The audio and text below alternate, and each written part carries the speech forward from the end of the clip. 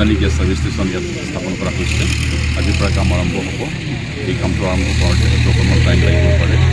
আৰু আমি আপোনালোকৰ পৰা সহায় সহযোগ বিচাৰিছোঁ এই কামৰ কিন্তু এই কামৰ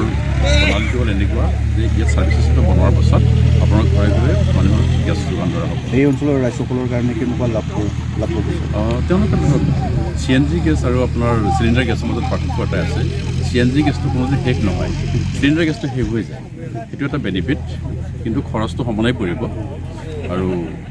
আপোনালোকে যেনেকৈ লাইটৰ বিলত যেনেকৈ মানে ধৰক লাইটৰ কানেকশ্যন লৈ যেনেকৈ এপ্লিকেশ্যন কৰে নহয় এই চিমিলাৰ প্ৰচেছ লাইটৰ কানেকশ্যনটো যেনিবা লাইটৰ তাঁৰডাল ওপৰেৰে যায় আৰু ইয়াৰে তাঁৰডাল যেনিবা মাটিৰ তলেৰে গুচি যাব আপোনাৰ ঘৰলৈকে সেইটোৱে ডিফাৰেঞ্চ প্ৰথমবাৰৰ কাৰণে কিমান কিলোমিটাৰ প্ৰথম কিলোমিটাৰ ধৰক আপোনাৰ ফাৰ্ষ্ট ফেজত 500 মানে কৰিম বুলি ভাবিছে ঠিক আছে সেইটো ছাকচেছ হোৱাৰ পাছত বা সেইটো ইমপ্লিমেণ্ট হোৱাৰ পাছত লাহে লাহে চব গাঁওবোৰ সামৰি লৈ ল'ব আপোনাৰ ওচৰে পাজৰে চিৰাং আৰু বঙাইগাঁও ডিষ্ট্ৰিক্টত थैंक यू ये जाहैबाय आदानिनि मोनसे गेस साब स्टेशन जागोन दा जों LPG गेस जायखौ सुगासिनो दङ बिनि मोनसे साब स्टेशन जागोन आरो माबायदि मुलाम्फा जागोन बेजों मुलाम्फाया जागोन जों दा सिलिन्डार लानानै बाहेरायाव थांनांगौ जायो दा बेखौ जों बाहेरायाव थांनानै नङा गावबा गाव न'आव सहैजोबगोन आरो गावबा गावनि किटचेनाव पाइपनि जोहै पाइपजों माब्लानिफ्राय जागायगोन खामानि बेयो दा साब स्टेशनखौ बानायग्रोनो नागिरदों फार्स्ट स्टार्टिं टाइम लागोन बेयो जाखांनायनि उनावसो जोङो बेखौ बुंनो हागोन आरो माबायदि बेसेनाव मोननो हागोन बेबायदि लांफैयो बे बेसेना एखेयानो जागोन जेरखम जोङो दा कारेन्ट सुगासिनो दङ लाइनखौ थिग बेबायदि सिस्टेम जागोन आरो जों एप्लाइ खालामनांगोन एप्लाइ खालामनायनि उनाव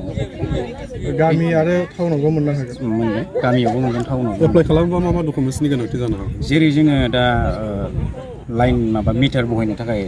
माखासे डकुमेन्ट्स नांगौ सेम बे प्रसेसआनो जागोन दिनै दि नोंथांमोना बेवहाय बेखेवजेननाय हाबाफारि हिसाबै मोनसे हाबाफारि लाबाय सोर आलासि फैनानै बेखौ जोंनि आदानि बेयो मोनसे आदानिनि प्रजेक्ट नालाय आदानि बिसिनि माखासे दैदेनगिरिफोर फैदों आं नामखौ मिथिजोबा बिसिनि अफिसियेल माखासे बिसोरनो फैदों बेसेबां जानथाय हिसाबै गिबि खेबनि थाखाय खालामगोन बेखौ दा 12 किल'मिटारसिम माबा खालामनाय जादों बेनि उनाव लासैनो